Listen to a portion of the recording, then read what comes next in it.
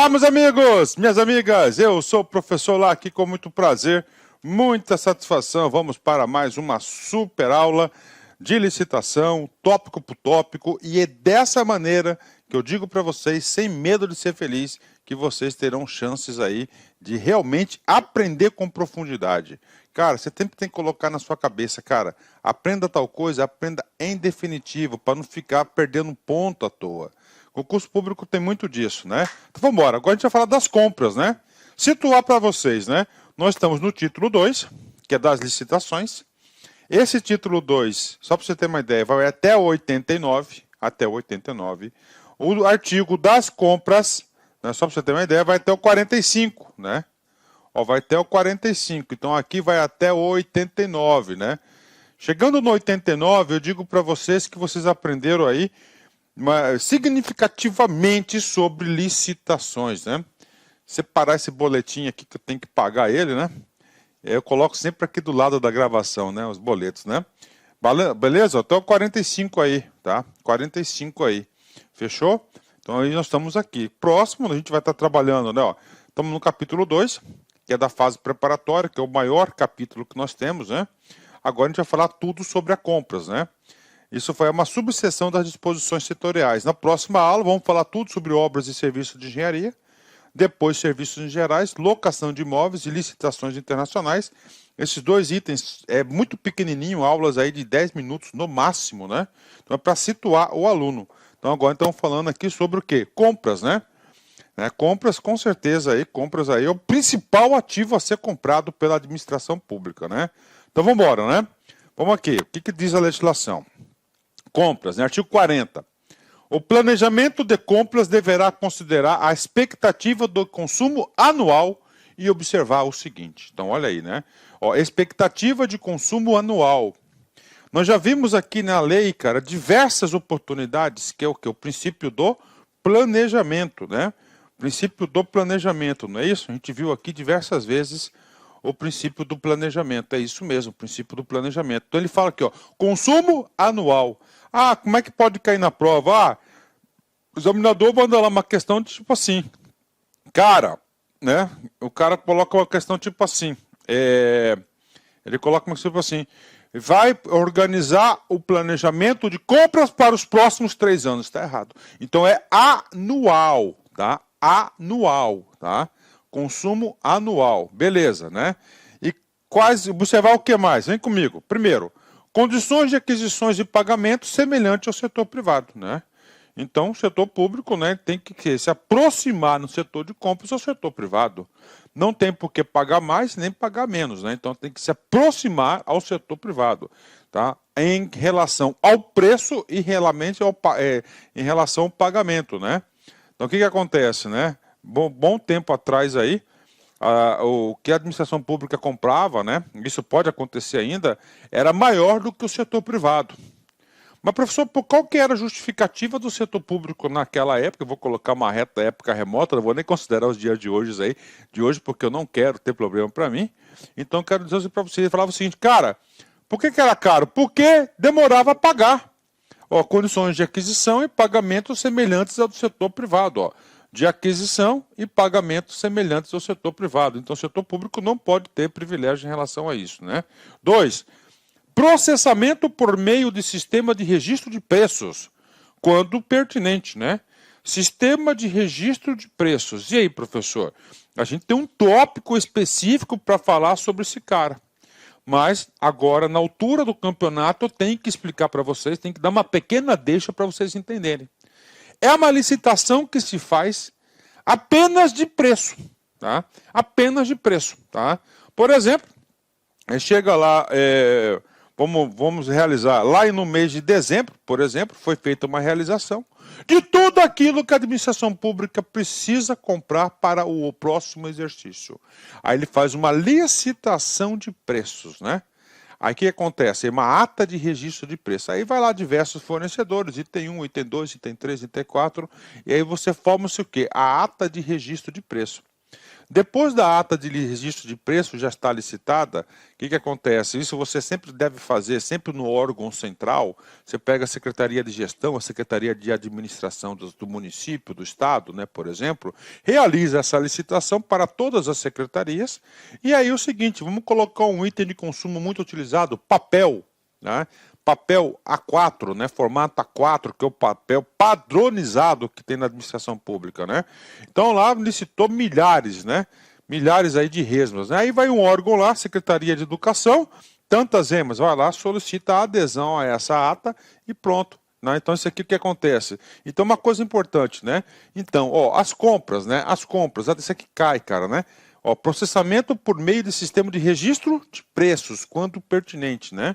Então, olha aí, ó, processamento por meio de sistema de registro de preços, né? Professor, por que o legislador ele trouxe isso? Cara, quando você faz um registro de preços, né? Automaticamente, cara, você tem algum tipo de planejamento.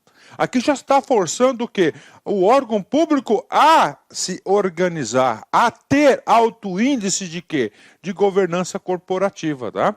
Quando pertinente, né? Olha, quando pertinente. Então, se é pertinente, tem que adotar o sistema de registro de preços, né? Outra coisa, o sistema de registro de preços economiza a realização de várias licitações, tá? Várias licitações. Eu sou super fã da ata de registro de preços, né? 3.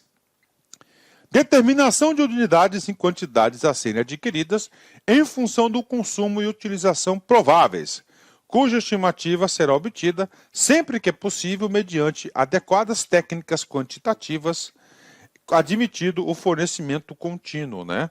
Então tá aí para a galera, ele fala aí que as compras têm que ser o quê? Na quantidade razoável, na quantidade aí, na estimativa adequada, né? Adequada, né? Admitindo o fornecimento contínuo do serviço da compra, né? Beleza, né? Vamos lá. Condições de guarda e armazenamento, tá? Que não permitam a deteriorização do material, tá? Então ele estava querendo aqui, né? Olha aí, ó. Condições de guarda e armazenamento que não permitam a deteriorização do material, tá? Inclusive, né? Eu já vi muito colega aí se ferrar, principalmente na questão de medicamentos, né? Que compra os medicamentos, é uma compra, né? E aí perde lá, vence no prazo de validade. Cara, se venceu o prazo de validade do medicamento, porque a compra foi errada, ela não foi adequada. Eu já vi também, tá, colega responder processo administrativo disciplinar, por quê? Porque recebeu o produto e não guardou, não teve zelo no armazenamento. Claro, ali o que desperdício de recurso público e claro que o cara vai responder por isso, né? Então tem que ter as condições. E finalmente, né, aos princípios, né? Professor, e esse item 4 aqui, e esse item 5? Cara, esse item 5 é muito importante, tá? São 3 princípios, preste atenção. Você quer ficar competitivo, você quer passar, então anotem isso. O assunto hoje o que dessa aula é compras, tá? Compras, beleza. Nós já vimos aí que a compra tem que ser atender a expectativa de consumo anual. A gente já viu 4 itens importantes em relação à compra. Agora a compra tem princípios específicos a serem aplicados na compra, tá? Cara, isso cai, cara. O examinador vai colocar assim na prova. Quais são os princípios vinculados à compra? 3. Padronização, parcelamento e responsabilidade fiscal. De novo, padronização, parcelamento e responsabilidade fiscal. Parcelamento. O que significa o princípio do parcelamento nas compras, né? Considerada a compatibilidade de especificações estéticas, técnicas ou de desempenho. É claro, né? A compatibilidade de especificações técnicas ou de desempenho, né? Essa é a padronização, né?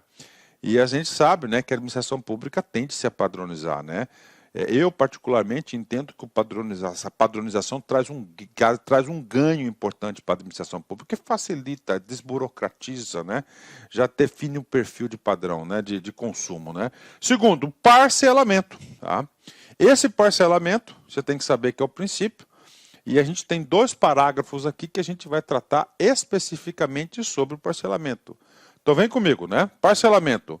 Quando for tecnicamente viável e economicamente vantajoso. Tá? Então nós temos aí, ó, quando que a gente vai utilizar o parcelamento? Quando for tecnicamente viável e economicamente vantajoso. Né? Então quando você utiliza duas coisas, quando é possível e quando é vantajoso. Né?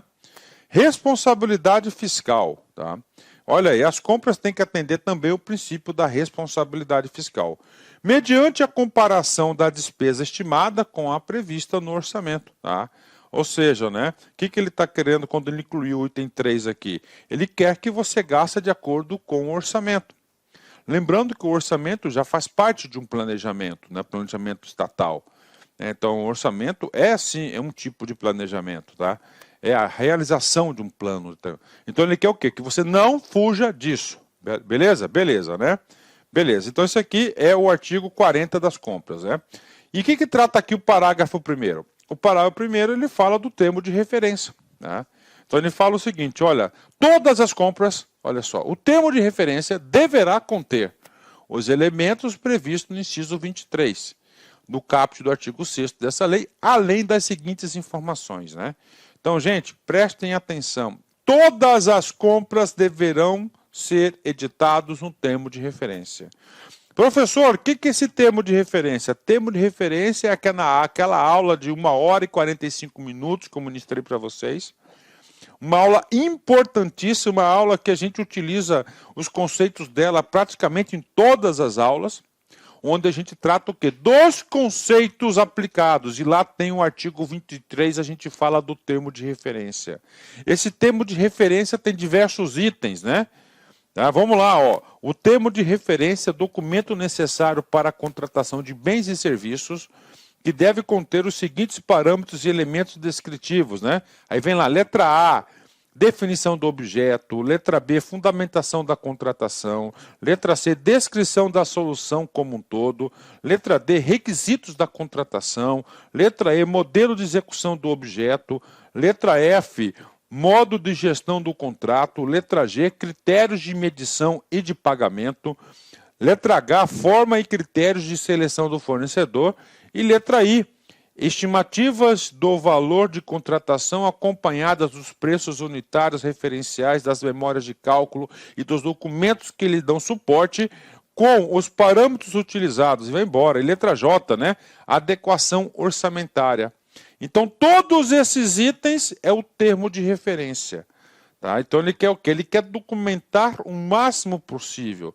Você tem que entender o seguinte, cara, que a licitação, há uma responsabilidade muito grande da licitação, né?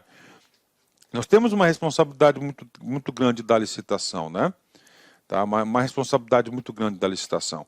Então, ele envolve recursos. Então, quanto mais documentar, é melhor. Então, você tem que fazer o termo de referência e o detalhe. Quem que faz o termo de referência é a unidade. É a unidade contratante. Então, a unidade contratante coloca a sua demanda no termo de referência e esse termo de referência vai para o setor de licitação. O cara que vai lá providenciar a licitação, é muito importante o detalhamento, por quê? Porque ele consegue fazer uma aquisição muito mais precisa. Além do termo de referência, que já é um documento maior, nas compras deveremos atender mais 3 requisitos. Primeiro, especificação do produto, preferencialmente conforme catálogo eletrônico de padronização, observados os requisitos de qualidade, rendimento e compatibilidade, durabilidade e segurança. Professor, catálogo eletrônico de padronização, nós já estudamos isso, tá? Então, nós temos um catálogo eletrônico federal, tá certo? Que pode ser utilizado como base, onde ele traz o quê? Todas as especificações dos itens a serem comprados, né? Então, isso ajuda bastante, né? 2. Indicação dos locais de entrega dos produtos e das regras para recebimento provisório e definitivo, quando for o caso, né? Então, nós temos aí o recebimento provisório e o recebimento definitivo, quando for o caso. Professor, não entendi esse tal do recebimento provisório e o definitivo. É muito simples, às vezes, né? O que acontece? Chega lá a carreta, entrega lá um produto muito técnico, por exemplo, e lá tem a nota fiscal, 10 caixas, beleza, né? Aí recebe as 10 caixas, pronto, é o provisório.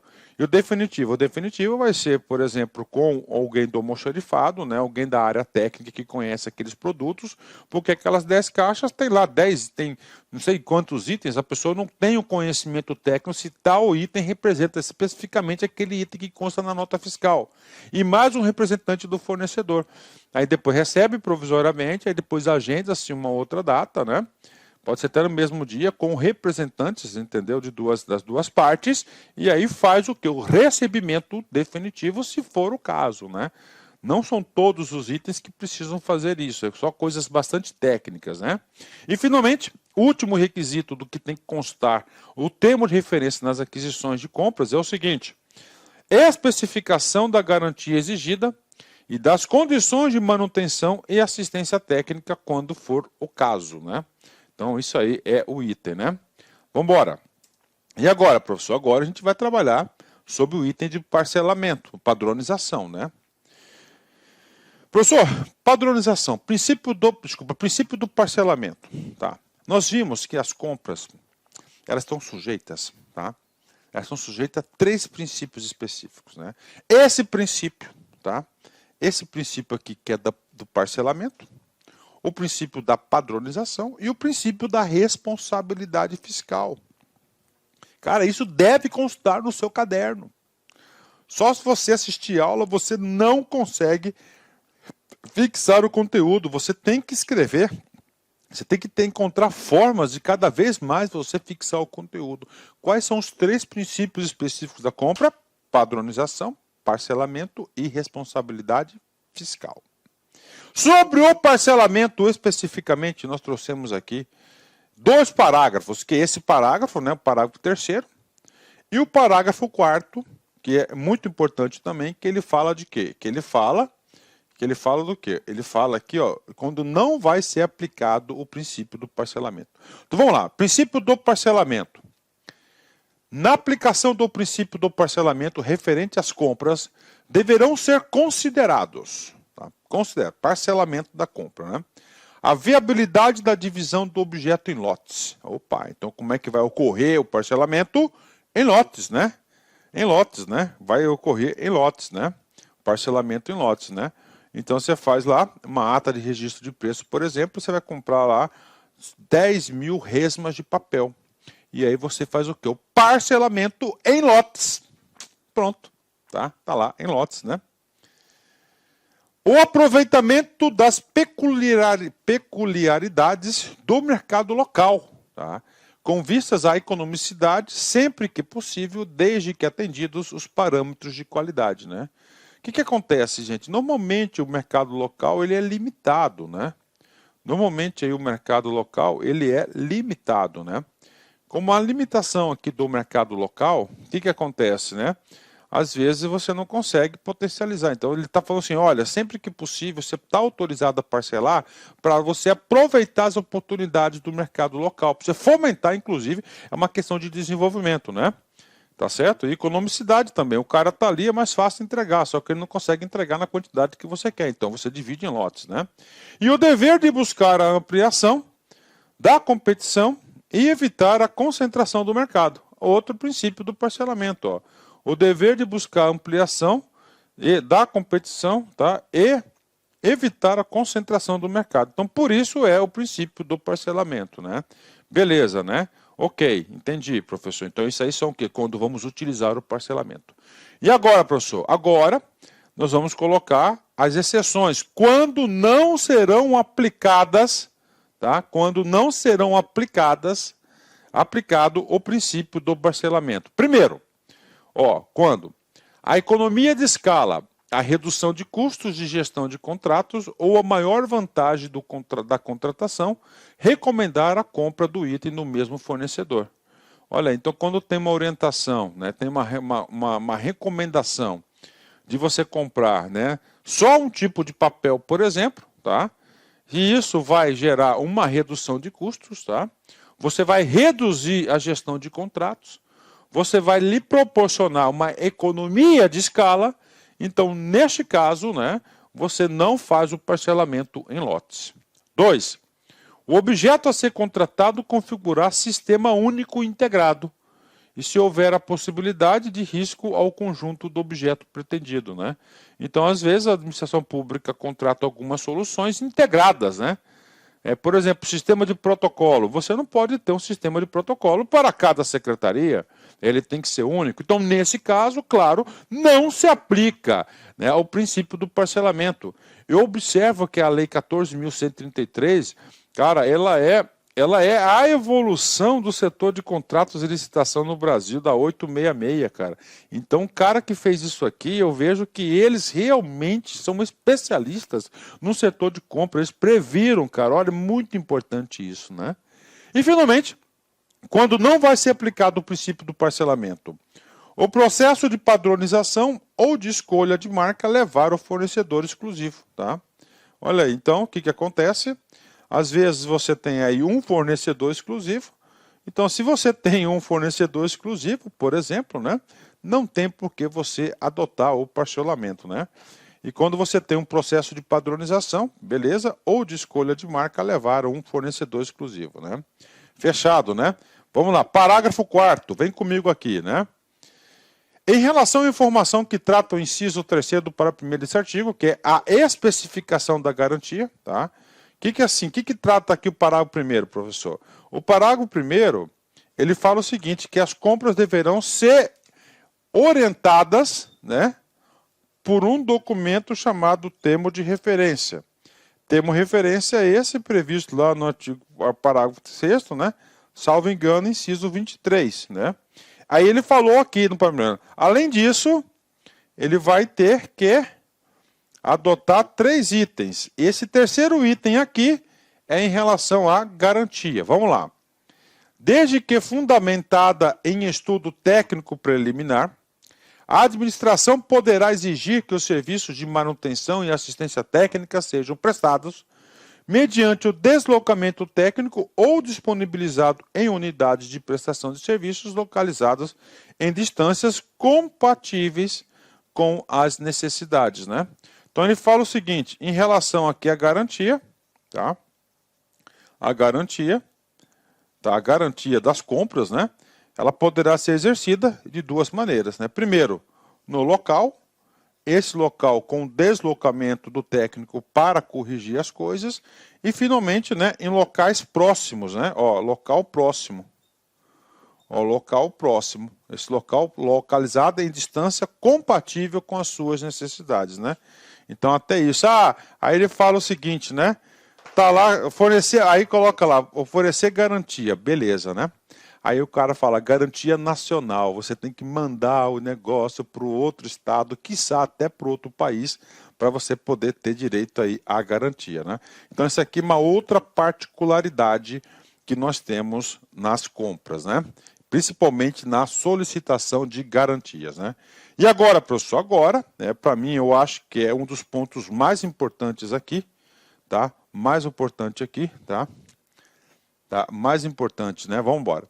No caso da licitação envolve fornecimento de bens, a administração poderá, excepcionalmente, tá?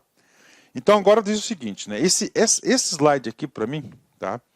Ele é um dos mais importantes, tá?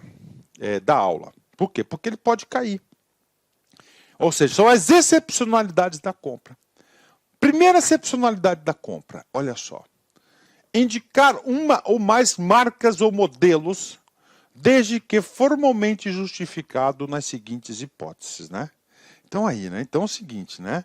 Então é no edital da licitação, tá? No edital da licitação, ele, né, indicar uma marca ou um modelo. Pô, professor, tá? Você põe em celular, nós temos aí um caminhão de marcas e modelos, não temos? Um caminhão de marcas e modelos. Sim, temos um caminhão de marcas e modelos. Cara, a partir do momento que você coloca no edital que você só quer comprar telefone da Samsung, tá? Na minha modesta opinião, você feriu aí um dos princípios fundamentais, aí, 2 princípios fundamentais da licitação, que é a igualdade. Por quê? Porque aquele fornecedor que não trabalha com essa marca, ele está excluído. Segundo, a competitividade, ele tirou o elemento competitividade da licitação. Então é o seguinte, né? Então o que acontece? Atenção, por isso que aqui é importante. Excepcionalmente, no processo licitatório, poderá indicar uma ou mais marcas em 4 hipóteses, né? Olá, meus amigos, minhas amigas. Inicialmente eu peço licença a vocês, eu peço desculpa, pois interrompi os seus estudos. Mas essa videoaula é uma videoaula demonstrativa do nosso site Lá Concursos. Nós estamos oferecendo 3 opções de curso a preço bastante acessíveis aí. Tem curso até de R$ 20 aí, que é a parte de conhecimentos básicos, que é língua portuguesa, mais aquela parte de legislação. Temos 2 cursos específicos, assistente de administração completaço e um super curso básico de técnico de contabilidade. Qualquer um desses cursos eu garanto para você, se você estudar pela nossa metodologia, estudar, assistir as nossas videoaulas, garanto para você que ali tem todo o conhecimento necessário e suficiente para você ser aprovado. Só depende de você. Bacana? Maiores informações, tem um link aqui. Clica lá, conversa com o nosso pessoal do atendimento, que eu tenho certeza que você não vai se arrepender. Espero vocês. Forte abraço. Tchau, tchau.